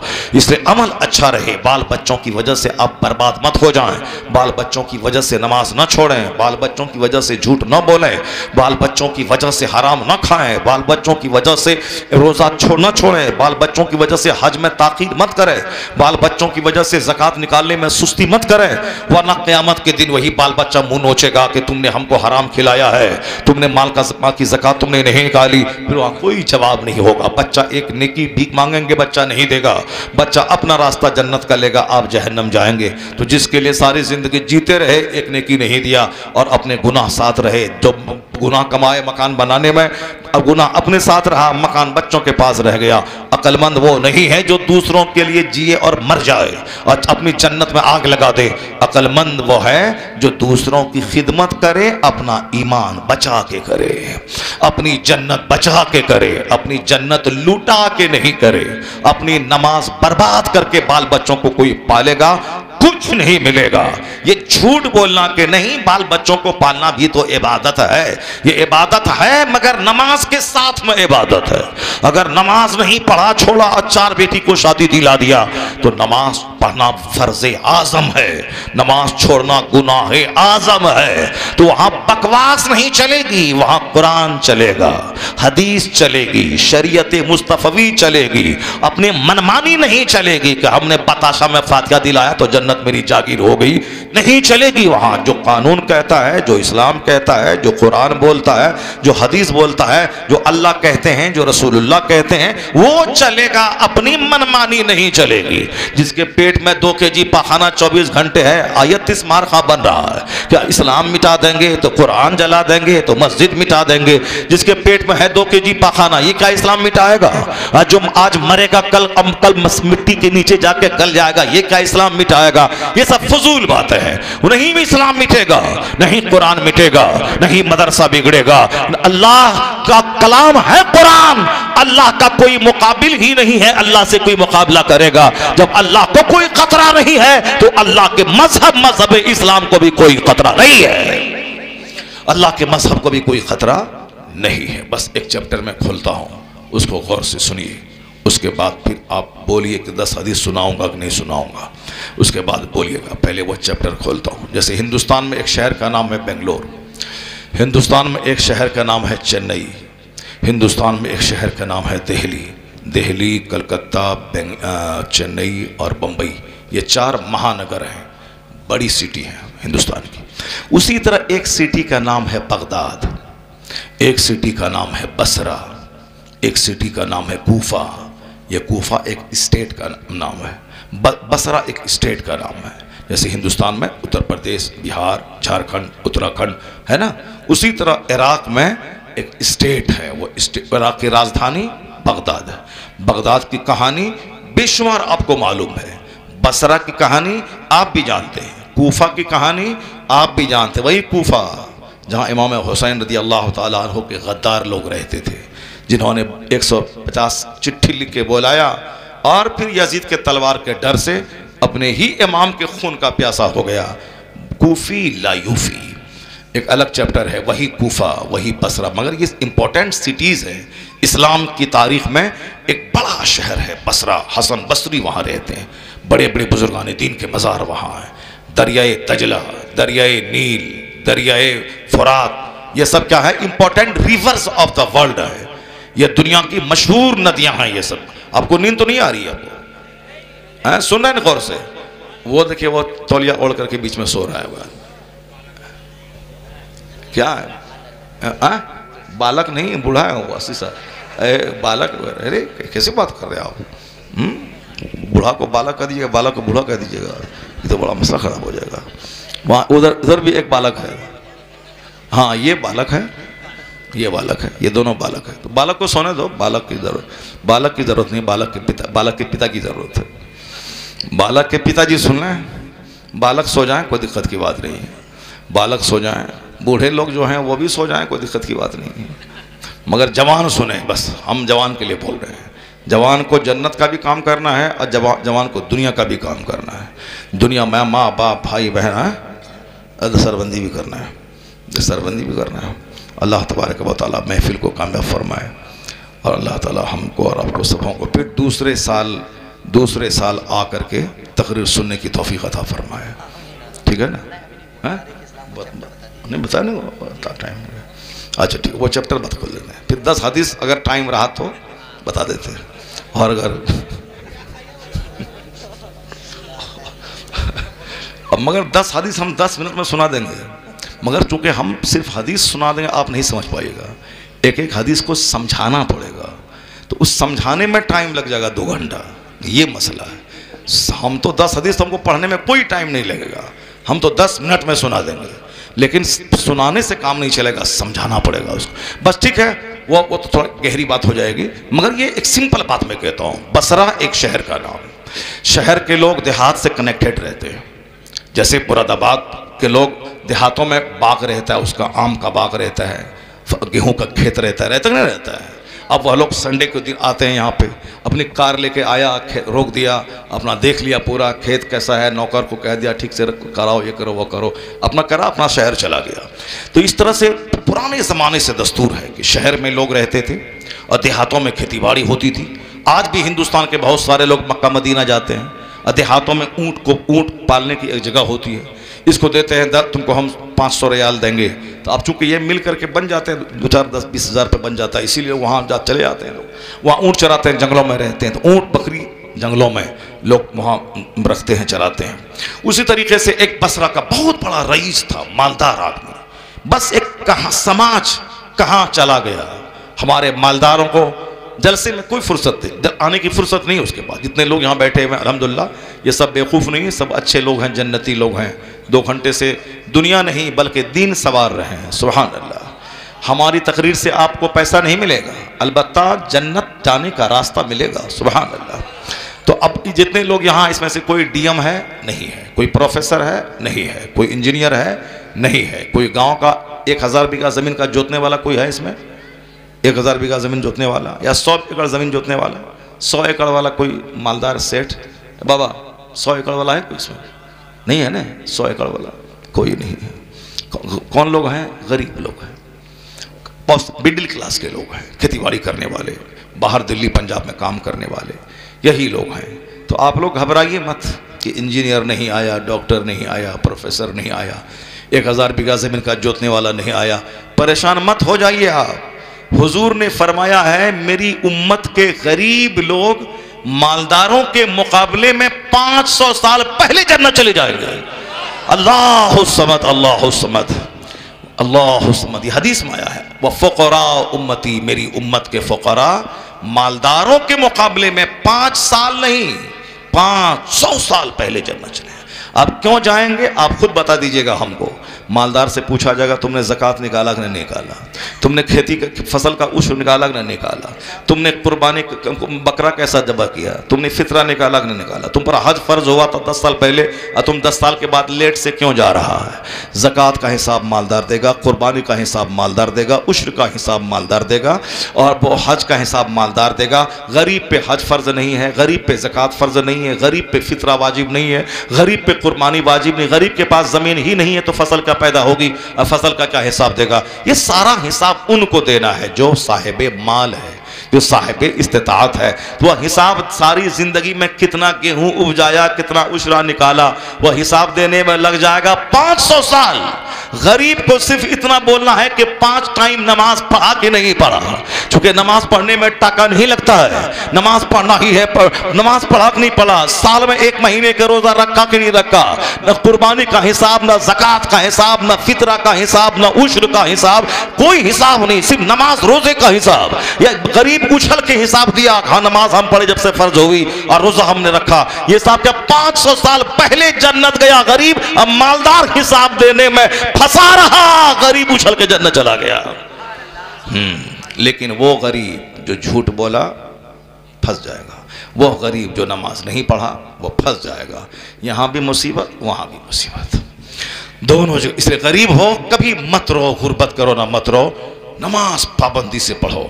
कोई मालिक अगर रोके कि मजदूरी करते हो, ईंट ढोते हो, नमाज मत पढ़ो, वह नौकरी करना हराम है जिस नौकरी में नमाज पढ़ने की फुर्सत ना मिले।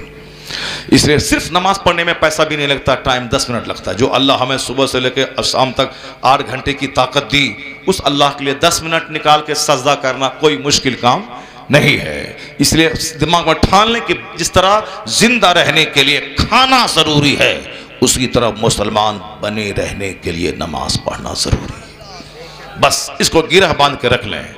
3 दिन नहीं खाएंगे तो मर जाएंगे, उसी तरह हाँ मर जाएंगे, 3-4 दिन नहीं खाएंगे तो मर जाएंगे, लेकिन उसी तरह ठान लें अगर 3-4 दिन नमाज नहीं पढ़ा तो मेरा मुसलमान बना रहना मुश्किल हो जाएगा। बसरा में एक मालदार था, वह मालदार का एक बाग देहात में था।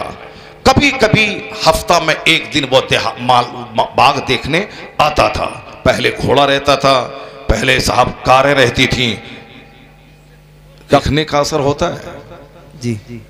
किसी शायर को देखें तो शायर बनने का शौक पैदा होता है, सचिन तेंदुलकर को देख लें तो क्रिकेटर बनने का शौक पैदा होता है, फुटबॉलर को देख लें तो फुटबॉलर बनने का शौक पैदा होता है।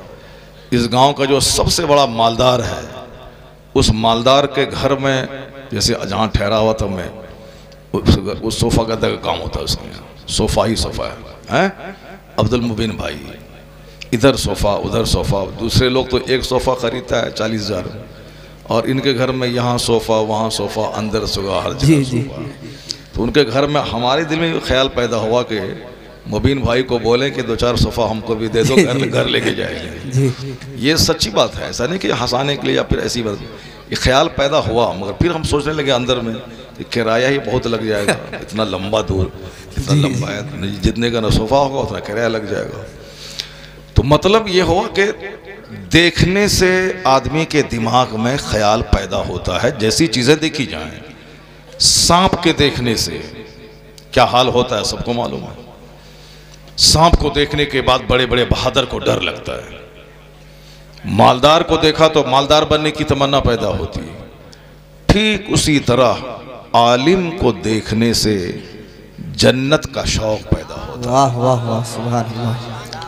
आलिम को देखने से कुरान हदीस के मुताले का शौक पैदा होता है। वाह वाह। आलिम की सोहबत में रहने से चोर और डकैत नहीं बनेगा बंदा, बल्कि उसे नमाज, रोज़े, हज व ज़कात का शौक पैदा होता है। सुभान अल्लाह। इसलिए यह जलसा होता है कि चोरों को तो बहुत देखा आपने, डकैतों को आपने बहुत देखा, बेनमाजी को आपने बहुत देखा। चौक पे चाय की दुकान पे बैठ जाइए, बेनमाजी गुजर रहा है, चोर गुजर रहे हैं, जो आदमी दिन भर में एक बार भी सच नहीं बोलता वह झूठा गुजर रहा है, ये सबको देखते हैं आप। लेकिन मुत्तकी, परहेजगार, आलिम, हाफिज को बहुत कम देखते हैं आप, कोई कोई नजर आता है। तो इस जलसे के बहाने 2-4 घंटे तक आलिमों का चेहरा आपकी आंखों के सामने होता है। आपने बहुत नेताओं का भाषण सुना, भाषण में सिर्फ झूठ ही झूठ होता है। नेता लोगों ने पूरे हिंदुस्तान को खोखला कर दिया। जी जी साहब, कोई 20 साल तक पढ़ा, 40 साल नौकरी किया, तब उसको पेंशन भी आजकल नहीं मिल रहा है। 2004 के बाद पेंशन खत्म हो गया। यहाँ एक दिन के लिए कोई एमएलए बन गया तो सारी जिंदगी के लिए पेंशन जारी है। जी जी बहुत मस्ती करते हैं ये लोग। ये भाजपा है, ये कांग्रेस है, ये कम्युनिस्ट है, ये आरजेडी है, सब एक है, सारे लोग एक हैं। क्योंकि पेंशन की बात आती है तो वहाँ कोई मुखालफत नहीं करता है, वो सब वोटिंग कर देता है। सब भाजपा, जेडीयू, कांग्रेस, आरजेडी, ममता, अखिलेश, मायावती, नीतीश, लालू, तेजस्वी, पंडित जी, ये सब एक हो जाते हैं अपने फायदे के लिए जी। क्योंकि उनको माल में की बात जहाँ आई, ये सब वोटिंग कर दिया वो। बाकी फिर आप मैदान में आके हम लोगों को बेवकूफ़ बनाता है कि हमको वोट दो, वो ख़राब है, वो बोलता हमको वोट दो, वो झूठा है, वो बेईमान है। ये सब फालतू की बातें हैं। अब हम लोग भी समझ गए हैं, किसी को भाषण सुनने जाना ही नहीं, ईमानदार आदमी को जा करके बटन दबा के वोट दे देना है, बस। सिर्फ एक दिन वोट देना है, 1 महीना तक उसका चर्चा नहीं करना है। चर्चा करना है उसका जहां मरने के बाद जाना है। सुभान अल्लाह। दुनिया में तो 100 साल जिए, 100 साल 1 मिनट है अल्लाह के नजदीक। और मरने के बाद जहां जाएंगे वहां का एक दिन 50,000 साल के बराबर है। अल्लाह समद। हुजूर हमेशा यही कहते थे, अल्लाहुम्मा ला ऐश इल्ला ऐशुल आखिरा। O Allah, there is no comfort but the comfort of hereafter. ए अल्लाह, दुनिया का आराम नहीं, आराम तो असल आखिरत का है। असल इज्जत वहां की, असल जिल्लत वहां की, असल आराम वहां का। दुनिया का झोला ढोएंगे तो तबाह बर्बाद हो जाएंगे। अगर मुस्तफा की गुलामी करेंगे तो यहां भी चेहरा हरा रहेगा, मरने के बाद जन्नत में जगह। वाह वाह, सुभान अल्लाह, सुभान अल्लाह। यही पैगाम एक आलिम दीन देता है कि लेट्रिन करना जरूरी है, मगर कोई 24 घंटे लेट्रिन रूम में रहेगा तो तबाह बर्बाद हो जाएगा। 24 घंटे कोई लेट्रिन में रहेगा तो बर्बाद नहीं होगा वो जी। बवासीर की बीमारी उसको हो जाएगी। जो 2 घंटा 1 घंटा लेट्रिन में रहेगा, बवासीर की बीमारी उसको हो जाएगी, ब्लीडिंग चालू हो जाएगा उसको। लेट्रिन बस गए, फारिग हुए, चले आए। वो हमें 24 घंटे रहने की चीज नहीं है। वो गए, अपना काम किया, फौरन निकल गए। बाजार 24 घंटे रहने की चीज नहीं है। गए, सब्जी खरीदा, सौदा सलफ लिया, फौरन आ गए। 24 घंटे रहने की चीज वो नहीं। जो हमेशा बाजार में रहेगा वो झूठा नंबर 1, डिसीवर, चीटर, धोखेबाज, झूठा, ठगने वाला बन जाएगा। और सबसे बेहतरीन जगह इस रूए जमीन पे क्या है? वो मस्जिद है। सुभान अल्लाह। बुखारी और मुस्लिम की हदीस में आया है कि इन्न अहब्बल बिलाद इलल्लाहि मसाजिदुहा व अबग़ज़ुल बिलाद इलल्लाहि अस्वाक़ुहा। यह हदीस में आया है, द डियरेस्ट प्लेसेस आर मसाजिद। अल्लाह के नजदीक, नियर अल्लाह, अल्लाह के नजदीक सबसे ज्यादा डियरेस्ट, एक होता है डियर, एक होता है डियरर, एक होता है डियरेस्ट। ये बच्चा हमारे सामने बैठा हुआ है, ये सब बच्चे को मालूम है कैसे होता है। डियर कौन डिग्री हुआ, डियरर कौन सा डिग्री हुआ, डियरेस्ट सुपरलेटिव डिग्री हुआ, ये बच्चों को मालूम है। तो हदीस में क्या आया है? इन्न अहब्बल बिलाद, पूरी दुनिया में, शहरों में सबसे ज्यादा पसंदीदा जगह जो अल्लाह को है वो मस्जिद है। और आया है कि सबसे बेहतर वो है जो सबसे पहले मस्जिद जाए और सबसे आखिर में मस्जिद से बाहर निकले। सबसे बेहतर आदमी वो जो सबसे पहले मस्जिद जाए और सबसे आखिर में मस्जिद से बाहर निकले। और हदीस का अगला जुमला है कि अब गज़ुल बिलाद, most unpleasant places near Allah, in the sight of Allah, Allah की नजदीक, अल्लाह की नजर में सबसे बुरी जगह बाजार है, नापसंदीदा जगह। अनप्लीजेंट प्लेसेस, नापसंदीदा जगह बाजार है। चूंकि बाजार में झूठ बोला जाता है, बाजार में ठगा जाता है, बाजार में माल का ऐब छुपा के बेचा जाता है, बाजार में शोर हंगामा होता है, बाजार में बात बात पे लड़ाई झगड़े होते हैं, बाजार में गाली गलौज लोग करते हैं। इसलिए बाजार जाना जरूरी है, लेकिन 24 घंटे माना आया है कि जो बाजार जाए सबसे लास्ट में जाए, अपना साग सब्जी बैगन खरीदे और सबसे पहले बाजार से आ जाए। सबसे बेहतर आदमी है जो आखिर में जाए और सबसे पहले आ जाए, और सबसे बुरा आदमी वो है जो सबसे पहले बाजार जाए और सबसे लास्ट में बाजार से आए। और सबसे बेहतर आदमी वो है जो सबसे पहले मस्जिद जाए और सबसे लास्ट में आए। अब बुरा आदमी है वो जो जुमा के दिन सबसे लास्ट में जाए और 2 चोंच मारे और जल्दी से मस्जिद से भाग जाए। मस्जिद भागने की जगह नहीं है। अल मोमिन फिल मस्जिद का सम के फिल्मा, हदीस में आया है मोमिन in the mass like the fish in the water. अरे बाप रे बाप, बोले सुभान अल्लाह, क्या बात है। मोमिन मस्जिद में ऐसा होता है जैसे मछली पानी में होती है। सुभान अल्लाह। मछली को पानी से निकाल दे तो तड़प तड़प के मर जाती है। मछली पानी से निकल जाए तो तड़प तड़प के मर जाती है। अब पानी के अंदर है तो खेलती है, कूदती है, झूमती है। और हम लोग ऊपर में हवा में हैं तो जिंदा हैं। अब पानी में जहां घुस गए देर देर तक रहे, ऑक्सीजन नहीं मिलेगी, मर जाएंगे। तो मछली को ऑक्सीजन पानी के अंदर मिलती है, हम लोगों को ऑक्सीजन जमीन के ऊपर हवाओं से मिलती है। तो हम पानी में जाएं तो मर जाएं। जहां मछली मस्ती करे और हम जहां मस्तियां करें वहां मछली आए तो मर जाए। इसका मतलब यह निकला कि जिस तरह अल्लाह ने मछली को आराम पानी में दिया है, उसी तरह इंसान जानवर जमीन के ऊपर दरख्त के पत्तों से ऑक्सीजन लेते हैं। तो मछली पानी से निकल जाए तो मर जाती है।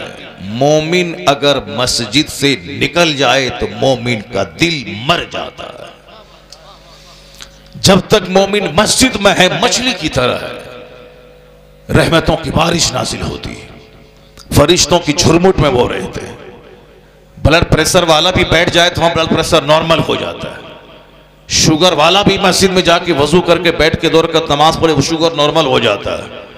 हार्ट का मरीज अगर अल्लाह का जिक्र करे तो दिल को आराम मिल जाता है, सुकून मिल जाता है। इसलिए मोमिन जब तक मस्जिद से जुड़ा हुआ था, मदरसे से जुड़ा हुआ था, जलसा से जुड़ा हुआ था, आलिमों से जुड़ा हुआ था, गरीबी में भी बादशाहत का मजा लेता था। जो कि बरकतें थी, चेहरे पे हरियाली थी, घर में सुकून था, समाज में मोहब्बत थी, लड़ाई झगड़े नहीं थे।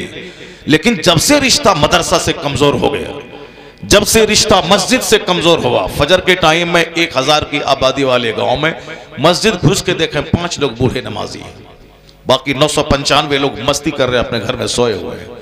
रात के 2 बजे तक हवा मोबाइल चलाना है और उसके बाद सोना है, 2 बजे उठना है, 11 बजे फजर का टाइम आया चला गया, कोई खबर नहीं। रहमत के फरिश्ते रहमत लेके आए चले गए, कोई खबर नहीं।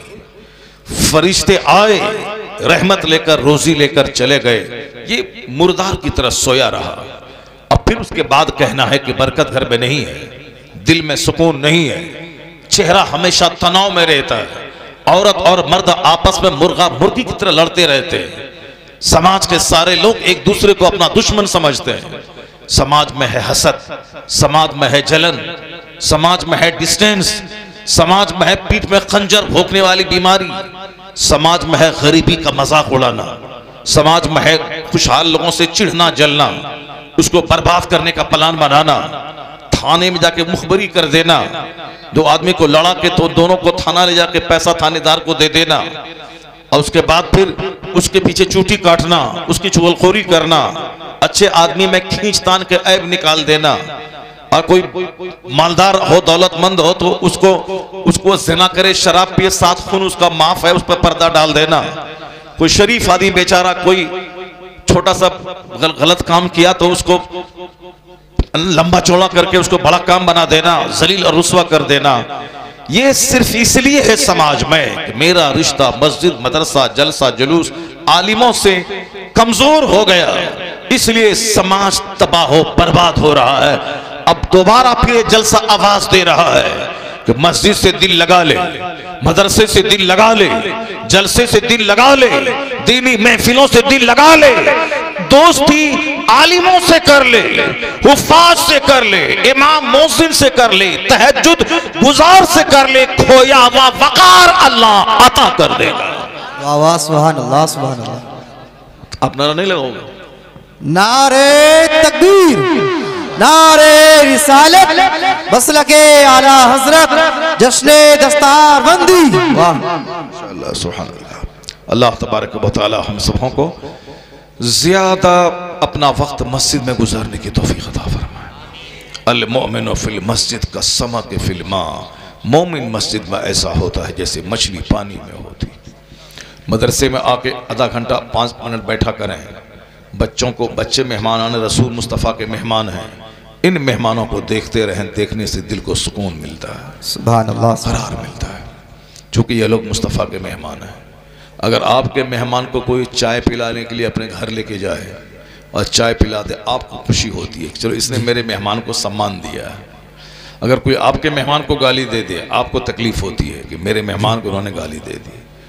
उसी तरह ये मदरसे में पढ़ने वाले मुस्तफ़ा के मेहमान हैं। सुभान अल्लाह, सुभान अल्लाह, सुभान अल्लाह। जो मुस्तफ़ा नेमतों के बांटने वाले हैं, तकसीम करने वाले हैं। हुजूर कहते हैं वल्लाहु युअती व अना कासिम, Allah gives me and I divide. सुभान अल्लाह, क्या बात है। उत्तर प्रदेश के लोग अंग्रेजी बहुत जानते हैं, बिहार का आदमी अंग्रेजी नहीं जानता है, इसीलिए से मैं अंग्रेजी बोलता हूँ ताकि आप अंग्रेजी आपको मालूम है। उत्तर प्रदेश के लोग बहुत, मैं उससे मोहब्बत करता हूँ, इसलिए नहीं कि यहाँ मुरादाबाद है, उत्तर प्रदेश से मुझको मोहब्बत है, इसलिए नहीं कि यहाँ पे कौन गांव है ये, कांकर सराय है, अमरोहा है, इसलिए उत्तर प्रदेश से मुझको मोहब्बत नहीं है कि पंडित जी यहाँ है। जी जी, मुझको उत्तर प्रदेश से इसलिए मोहब्बत है कि बरेली शरीफ। वाह वाह वाह वाह, सुभान अल्लाह, क्या बात है। आला हजरत उत्तर प्रदेश, वाह वाह, मुफ्ती आजम। नारे तकबीर, नारे रिसालत, मसलके आला हजरत, जश्ने दस्तारबंदी, अल्लामा मुफ्ती डॉक्टर शहर यार साहब बुला। हमें भूल जाओ तुम, नाम ही भूल रहा है, अनाउंसर है ये, नारा वो लगा रहा है जी। सब काम उल्टा पुल्टा हो रहा है आजकल। मर्द औरत बनना चाह रहे हैं लंबा बाल रख करके, औरतें बाल कटा के मर्द बनना चाह रही है। अल्लाह खैर फरमाए। इसीलिए दुनिया में फितना फसाद पैदा हो रहा है जी। ये जो तबाही और बर्बादी आई है इसीलिए हो रही है। बूढ़ा आदमी दाढ़ी में खिजाब लगा के जवान बनना चाह रहा जी।